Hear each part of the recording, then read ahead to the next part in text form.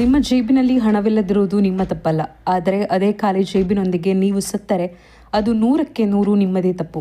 ನಾವೆಲ್ಲರೂ ಒಂದು ಸುಳ್ಳನ್ನು ನಂಬಿಕೊಂಡು ಬೆಳೆದಿದ್ದೇವೆ, ಹಾರ್ಡ್ ವರ್ಕ್ ಮಾಡಿದರೆ ಶ್ರೀಮಂತರಾಗಬಹುದು ಅಂತ. ಕೇವಲ ಬೆವರು ಸುರಿಸುವುದರಿಂದಲೇ ಶ್ರೀಮಂತರಾಗುವುದಾಗಿದ್ದರೆ ರಸ್ತೆಯಲ್ಲಿ ಕಲ್ಲು ಒಡೆಯುವವನು ಇಂದು ಅಂಬಾನಿಗಿಂತ ಶ್ರೀಮಂತನಾಗಿರುತ್ತಿದ್ದ. ಆದರೆ ವಾಸ್ತವವೇ ಬೇರೆ. ಪ್ರಪಂಚದ ಟಾಪ್ 1% ಶ್ರೀಮಂತರು ಒಂದು ರಹಸ್ಯವನ್ನು ಬಚ್ಚಿಟ್ಟಿದ್ದಾರೆ. ಆ ರಹಸ್ಯವನ್ನು ಭೇದಿಸಲು ನೆಪೋಲಿಯನ್ ಹಿಲ್ ಎಂಬ ವ್ಯಕ್ತಿ ಬರೋಬ್ಬರಿ 20 ವರ್ಷಗಳ ಕಾಲ ತನ್ನ ಜೀವನವನ್ನು ಮುಡಿಪಾಗಿಟ್ಟ.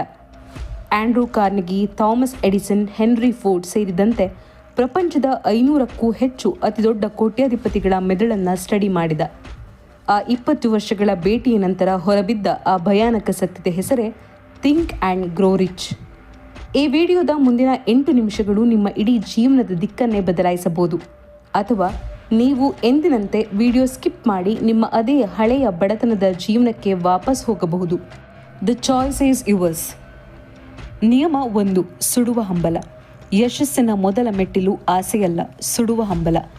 ಎಡ್ವಿನ್ ಸಿ ಬ್ರಾನ್ಸ್ ಇವನೊಬ್ಬ ಅನಾಥ ಬಡ ಹುಡುಗ. ಆದರೆ ಇವನ ತಲೆಯಲ್ಲಿ ಒಂದು ಹುಚ್ಚು ಇತ್ತು. ಆ ಕಾಲದ ಅತಿದೊಡ್ಡ ವಿಜ್ಞಾನಿ ಥಾಮಸ್ ಆಲ್ವಾ ಎಡಿಸನ್ ಜೊತೆ ಪಾರ್ಟ್ನರ್ ಆಗಬೇಕು ಅನ್ನೋದು.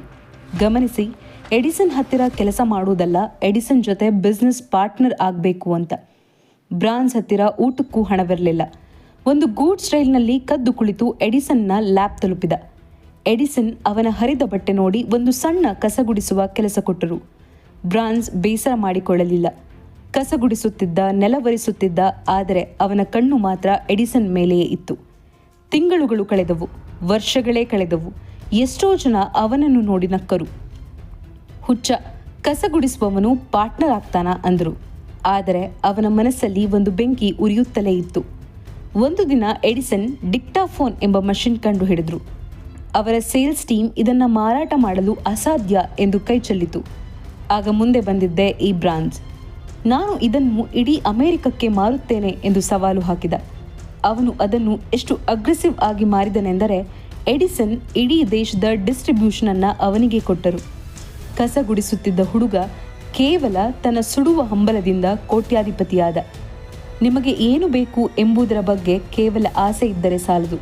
ಅದು ನಿಮ್ಮನ್ನು ನಿದ್ದೆಯಿಂದ ಎಬ್ಬಿಸುವ, ಇಲ್ಲವೇ ಸಾಧಿಸಬೇಕು ಇಲ್ಲವೇ ಸಾಯಬೇಕು ಎನ್ನುವಂತಹ ಬೆಂಕಿಯಾಗಿರಬೇಕು. 2. 3 ಅಡಿ ದೂರ. ನೀವು ಏನಾದರೂ ಒಂದು ಕೆಲಸ ಶುರು ಮಾಡಿ ಸೋತು ಸುಸ್ತಾಗಿ ಇನ್ಮುಂದೆ ನನ್ನಿಂದ ಸಾಧ್ಯವಿಲ್ಲ ಅಂತ ಬಿಡೋಕೆ ಯೋಚನೆ ಮಾಡ್ತಿದ್ರೆ ಈ ಕತೆ ನಿಮ್ಮ ಮೈ ನಡಗಿಸುತ್ತೆ. ಆರ್ಯು ಡಾರ್ಬಿ. ಇವನು ತನ್ನೆಲ್ಲ ಆಸ್ತಿ ಮಾರಿ ಸಾಲ ಮಾಡಿ ಬಂಗಾರದ ಗಣಿಗಾರಿಕೆಗೆ ಇಳಿಯುತ್ತಾನೆ. ತಿಂಗಳುಗಟ್ಟಲೆ ಭೂಮಿ ಅಗಿತಾನೆ. ಆರಂಭದಲ್ಲಿ ಸ್ವಲ್ಪ ಬಂಗಾರ ಸಿಗತ್ತೆ, ಆದರೆ ಆಮೇಲೆ ಬರೀ ಕಲ್ಲು ಮಣ್ಣು. 1 ವಾರ, 1 ತಿಂಗಳು, 2 ತಿಂಗಳು ಏನೂ ಸಿಗುವುದಿಲ್ಲ. ಅವನ ತಾಳ್ಮೆ ಒಡೆಯುತ್ತೆ.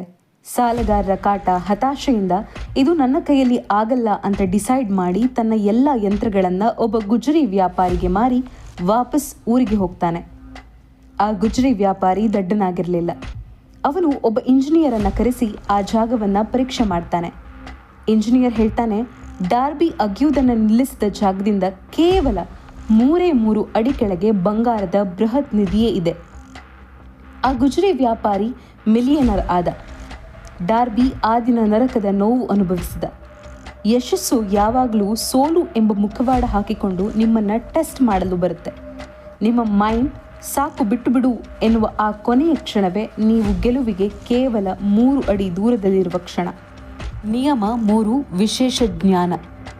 ನಾವೆಲ್ಲ ಅಂದುಕೊಂಡಿದ್ದೀವಿ ಡಿಗ್ರಿ PhD ಮಾಡಿದರೆ ಮಾತ್ರ ಬುದ್ಧಿವಂತರು, ಶ್ರೀಮಂತರಾಗಬಹುದು ಅಂತ. ಹೆನ್ರಿ ಫೋರ್ಡ್ ಹೆಸರು ಕೇಳಿದ್ದೀರಾ? ಫೋರ್ಡ್ ಕಾರ್ ಕಂಪನಿಯ ಸಂಸ್ಥಾಪಕ. ಅವರಿಗೆ ಹೆಚ್ಚು ಓದಲು ಬರೆಯಲು ಬರುತ್ತಿರಲಿಲ್ಲ. ಒಮ್ಮೆ ಚಿಕಾಗೋದ ಒಂದು ನ್ಯೂಸ್ ಪೇಪರ್ ಹೆನ್ರಿ ಫೋರ್ಡ್ ಅವರನ್ನು ದಡ್ಡ ಎಂದು ಕರೆಯಿತು. ಫೋರ್ಡ್ ಆ ನ್ಯೂಸ್ ಪೇಪರ್ ಮೇಲೆ ಮಾನನಷ್ಟ ಮೊಕದ್ದಮೆ ಹಾಕಿದರು. ಕೋರ್ಟ್ನಲ್ಲಿ ಲಾಯರ್ಗಳು ಫೋರ್ಡ್ ಅವರನ್ನು ಅವಮಾನಿಸಲು ಕಷ್ಟಕರವಾದ ಹಿಸ್ಟ್ರಿ, ವಿಜ್ಞಾನದ ಪ್ರಶ್ನೆಗಳನ್ನು ಕೇಳಲು ಶುರು ಮಾಡಿದರು. ಅಮೆರಿಕದ ಬ್ರಿಟಿಷರ ವಿರುದ್ಧದ ಯುದ್ಧ ಯಾವಾಗ ಶುರುವಾಯಿತು? 1812ರಲ್ಲಿ ಎಷ್ಟು ಸೈನಿಕರಿದ್ದರು? ಫೋರ್ಡ್ಗೆ ಉತ್ತರ ಗೊತ್ತಿರಲಿಲ್ಲ. ಕೋರ್ಟ್ ಇಡೀ ಫೋರ್ಡನ್ನು ನೋಡಿ ನಗುತ್ತಿತ್ತು. ಆಗ ಫೋರ್ಡ್ ಎದ್ದು ನಿಂತು ಕೊಟ್ಟ ಒಂದು ರಿಪ್ಲೈ ಇಡೀ ಕೋರ್ಟನ್ನು ಸ್ತಬ್ಧ ಮಾಡಿತು. ಹೇಳಿದರು, ನನ್ನ ಡೆಸ್ಕ್ ಮೇಲೆ ಕೆಲವು ಗುಂಡಿಗಳಿವೆ, ಅಂದರೆ ಬಟನ್ಸ್ಗಳಿವೆ. ನಾನು ಯಾವ ಗುಂಡಿ ಒತ್ತುತ್ತೇನೋ ಆ ವಿಷಯದ ಬಗ್ಗೆ ಉತ್ತರ ಕೊಡಲು ಪ್ರಪಂಚದ ಅತ್ಯಂತ ಬುದ್ಧಿವಂತ ಎಕ್ಸ್ಪರ್ಟ್ಸ್ ನನ್ನ ಬಳಿ ಓಡಿ ಬರುತ್ತಾರೆ.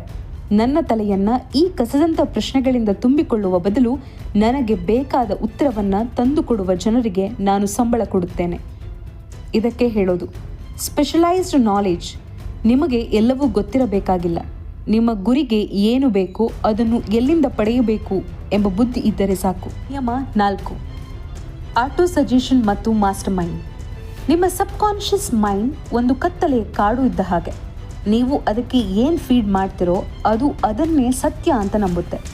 ನೀವು ಪ್ರತಿದಿನ ನಾನು ಬಡವ, ನನ್ನ ಕೈಯಲ್ಲಿ ಆಗಲ್ಲ ಅಂದರೆ ಅದು ನಿಮಗೆ ಬಡತನವನ್ನೇ ಕೊಡುತ್ತೆ. ಅದೇ ನೀವು ಪ್ರತಿದಿನ ಬೆಳಗ್ಗೆ ಎದ್ದು ಕನ್ನಡಿ ಮುಂದೆ ನಿಂತು ಕಣ್ಣಲ್ಲಿ ಕಣ್ಣಿಟ್ಟು ಪೂರ್ಣ ನಂಬಿಕೆಯಿಂದ ನಾನು ಗೆಲ್ತೇನೆ, ನಾನು ಇಷ್ಟು ಹಣ ಮಾಡ್ತೇನೆ ಎಂದು ಆಜ್ಞೆ ಮಾಡಿದರೆ ಆ ಮೈಂಡ್ ನಂಬಲು ಶುರು ಮಾಡುತ್ತೆ. ಒಂದು ಬಾರಿ ಅದು ನಂಬಿದರೆ ಇಡೀ ಬ್ರಹ್ಮಾಂಡ ನಿಮಗೆ ದಾರಿ ಮಾಡಿಕೊಡುತ್ತೆ. ಮತ್ತು ಇನ್ನೊಂದು ಅತಿ ದೊಡ್ಡ ಸತ್ಯ, ದ ಮಾಸ್ಟರ್ ಮೈಂಡ್ ಪ್ರಿನ್ಸಿಪಲ್.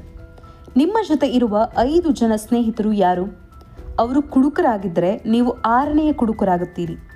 ಅವರು ಸೋಮಾರಿಗಳಾಗಿದ್ದರೆ ನೀವು 6ನೆಯ ಸೋಮಾರಿಯಾಗುತ್ತೀರಿ. ಅವರು ಕನಸುಗಾರರು, ರಾತ್ರಿ ಹಗಲು ಕಷ್ಟಪಡುವ ಉದ್ಯಮಿಗಳಾಗಿದ್ದರೆ ನೀವು 6ನೇ ಕೋಟ್ಯಾಧಿಪತಿ ಆಗುತ್ತೀರಿ. Think and grow rich. ಯೋಚಿಸಿ ಮತ್ತು ಶ್ರೀಮಂತರಾಗಿ. ಬಡತನ ಅನ್ನೋದು ನಿಮ್ಮ ಡೆಸ್ಟಿನಿ ಅಲ್ಲ. ನಿಮ್ಮ ಮೈಂಡನ್ನು ನೀವು ಕಂಟ್ರೋಲ್ ಮಾಡಿ. ಇಲ್ಲವಾದರೆ ಈ ಪ್ರಪಂಚ ನಿಮ್ಮ ಮೈಂಡನ್ನು ಕಂಟ್ರೋಲ್ ಮಾಡುತ್ತೆ. ನಿಮ್ಮ ಕನಸನ್ನು ನೀವು ಕಟ್ಟಿಕೊಳ್ಳಿ. ಇಲ್ಲವಾದರೆ ಬೇರೊಬ್ಬನು ತನ್ನ ಕನಸನ್ನು ಕಟ್ಟಲು ನಿಮ್ಮನ್ನು ಕೂಲಿಗೆ ಕರೆಯುತ್ತಾನೆ. ಈಗಲೇ ಒಂದು ಪೇಪರ್ ತಗೊಳ್ಳಿ. ನಿಮ್ಮ ಜೀವನದ ಆ ಸುಡುವ ಆಸೆ ಏನು? ನೀವು ಎಷ್ಟು ಹಣ ಮಾಡಲು ಬಯಸಿದ್ದೀರಾ ಅಂತ ಸ್ಪಷ್ಟವಾಗಿ ಬರೆಯಿರಿ. ಅದಕ್ಕಾಗಿ ಒಂದು ದಿನಾಂಕ ಫಿಕ್ಸ್ ಮಾಡಿ. ಅಲ್ಲಿಯವರೆಗೂ ನಿದ್ದೆ ಬಿಡಿ, ಮೋಜು ಮಸ್ತಿ ಬಿಡಿ, ಗುರಿ ಮುಟ್ಟುವವರೆಗೂ ಬೆನ್ನಟ್ಟಿ. ಇದೇ ಆ 500 ಶ್ರೀಮಂತರ ರಹಸ್ಯ. ಇದೇ ನಿಮ್ಮ ಯಶಸ್ಸಿನ ಬ್ಲೂ ಪ್ರಿಂಟ್. ನಿಮ್ಮ ಸಮಯ ಈಗ ಶುರುವಾಗಿದೆ. ಈ ವಿಡಿಯೋ ಇಷ್ಟವಾದರೆ ಲೈಕ್ ಮಾಡಿ, ಶೇರ್ ಮಾಡಿ, ಸಬ್ಸ್ಕ್ರೈಬ್ ಮಾಡಿ. ಮುಂದಿನ ವಿಡಿಯೋದಲ್ಲಿ ಸಿಗ್ತೀನಿ. ಅಲ್ಲಿವರೆಗೂ ಬಾಯ್, ಟೇಕ್ ಕೇರ್, ಥ್ಯಾಂಕ್ ಯು.